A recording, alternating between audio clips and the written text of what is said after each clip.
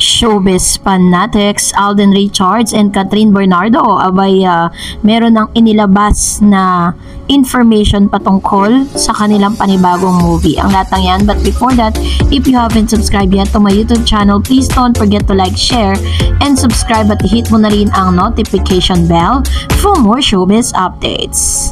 Yes, of course, bago tayo magsimula sa ating updates for today's video, nais ko po muna magpasalamat sa lahat ng mga legit viewers, subscribers at ang lahat ng mga legit na nagmamahal at sumusubaybay sa ating mga updates. Maraming salamat po. And for today's video ay tuluyan na nga po na ito pong picture or videos po na papanood po ninyo sa ating screen ay ilan lamang sa mga paghahandang ginawa ni Miss Catherine Bernardo dahil inilabas na po nila ngayong araw yung kanila pong magiging photoshoot na ginawa para po sa promotion ng kanilang panibagong movie.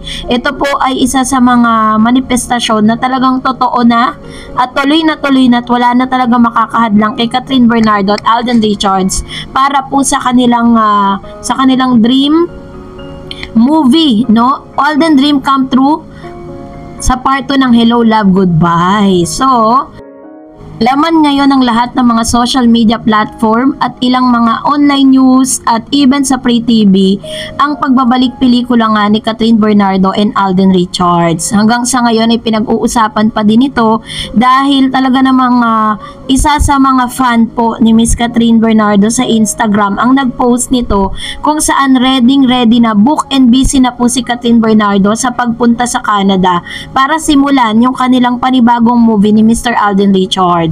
So, ito po mga nakikita natin ngayon mga photos po na yan is yan po yung ilan sa mga glimpse na photo ng Hello Love Goodbye Part 1, kasama si Mama Ten at si Mami Min. So, yan po yung sila po ay bago pa lang silang nag-meet dyan dahil sinimulan pa lang nila yung kanila pong kanilang movie. At mas marami pa po tayong mga behind the scene photos and videos na mapapanood pagkatapos po ng lahat ng movie na ito, So, Catherine Bernardo and Alden Richards will team up once again for Hello Love Again, the highly anticipated sequel of 2019 blockbuster film Hello Love Goodbye. The movie was confirmed by ABS-CBN and Star Cinema GMA Pictures on May 19, officially ending fans speculating about its possible second installment. So, ready na at talagang hinanda na po ni Alden Richards yung kanyang sarili. Sabi niya po sa kanyang initial interview na abot langit yung parang yung fear, but at the same time is talagang excited siya to work with Catherine dahil nga syempre kung ano man yung expectation ng kanilang mga directors, producers, even the networks is mas dinoble, And eto na nga dahil spotted nga si Miss Catherine Bernardo, ayan, na papunta na po siya ng Canada for a taping sa kanyang Hello Love Again. Kasama po si Mr. Alden Richards kasi parang susunod po siya sa Canada dahil mas mauunang-unan ng ilang mga photos and videos itong si Miss Catherine kasi mas mauuna siyang parang sa kanya po magsisimula yung pinaka storyline nitong nasabing movie, Kaya po siya yung nauna sa Canada for taping. And abangan din natin yung pagpunta naman ni Alden Richards going to Canada. At ngayon, narito naman ang ilang mga photos din na inilabas nila na gagamitin nila pang promo at hindi pa man po na ilalabas sa sinihan, ang lahat po ng mga ito pong movie na ito nagte-trending na po ang Hello Love Again. How much more, 'di ba? Sabi niya, we were all hoping na actually pwede naman talagang sundan a follow-up stories possible because as we all know, open-ended yung Hello Love Goodbye.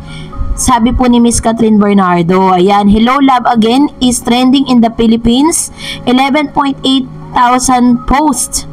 So, pinag-uusapan talaga siya. And natanong din nung si Mr. Alden Richards kung gaano siya ka-excited, kung gaano po talaga niya pinaghandaan yung mga tagpong ito. lalo na't ngayon na talaga namang mas umiinit at mas tumitindi yung chika patungkol kay Catherine Bernardo and Alden Richards. Although wala pa naman talaga silang officially inaamin, but I think this will help, no, na magkasama sila sa Canada at sa ilang places po outside of the Philippines is mas magdidig in at mas magdideepen yung kanilang relationship.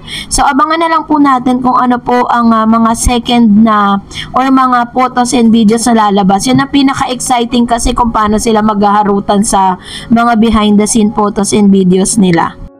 And for that, narito naman ang ilan sa mga reactions and comments po ninyo patungkol sa ating latest update. Sabi ni Mr. Compatible, kasi 'di ba nalaman natin na isa sa mga chika or chismis pa lang naman yon na si Mr. Joshua Garcia ang gaganap na third party sa pagmamahala ni Joy at ni Ethan. Sabi po ni Sir Compatible, baka naman umikot kay Josh at Kat lang yan, mababaliwala si Alden. Ayusin nyo basta't ang lilitaw.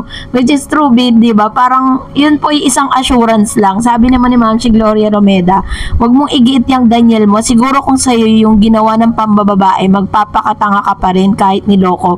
Ganon gusto mong gawin ni Kat. Ayan. And another comment, sabi po ni Miss Marieta Samson, panoorin ko din yan dito sa New York. Sabi naman ng isa pang user, mga 50 years old pala si E. Ako mama, 67 years old. 50 years old pala si, sinong E? I feel alive dahil sa Kat din. Abangan natin ang mga kakat din ng Hello Love Again. Ayan. So, ito na po yung mga talagang masasabi mong avid fan ni Catherine Bernardo na talagang nag-aabang din dito po. Pero sabi po kasi nila parang ang bilis daw ng 3 months para sa paggawa po ng movie. Pero tingnan na lang natin, 'di ba? Sabi ni Ma'am si Enrique Jimenez, Catherine so blooming and Alden, Tisoy so handsome. They both look so happy and in love. Sabi pa ng isang user, congratulations Kat and Alden. God bless you both always. Ayan. So ito po yung kanilang mga positive feedbacks patungkol po sa announcement nga ni Catherine at ni Alden Richards sa kanilang panibagong movie. Ngayon pa lang po kinocongratulate na ito pong si Alden at si Catherine dahil alam natin na talagang all over the world talagang sila po talagang inaabangan Kaya abang-abang lang tayo dyan. 3 months in the making lang po yung kanilang movie. And sabi ni Ma'am si Sylvia, for sure, this movie will certainly be a blockbuster film of Kat din. Under Miss Cathy Garcia, great actors and directors always result in quality film. Which is true. Ang dami po talagang nag-anticipate at kaya nape-pressure masyado si Alden. Si Catherine, sanay na siya sa pressure dahil marami na po talagang pinatunayan si Catherine ng mga movie niya na talagang tumatabo sa takilya. Yung pinakahuli niya nga, 'di ba, yung A Very Good Girl na almost 100 millions ang kinita sa sinihan, which is pa yon, kababalik lang po ng mga cinema, 'di ba? Pero dahil po kay Catherine talagang pinuntahan ng mga Pinoy at lahat ng mga Pinoy sa buong mundo ang sinihan, nagbalik sinihan sila after that. And that's it for today. For more videos and updates, please don't forget to like, share, and subscribe at i-hit mo na rin ang notification bell for more showbiz updates.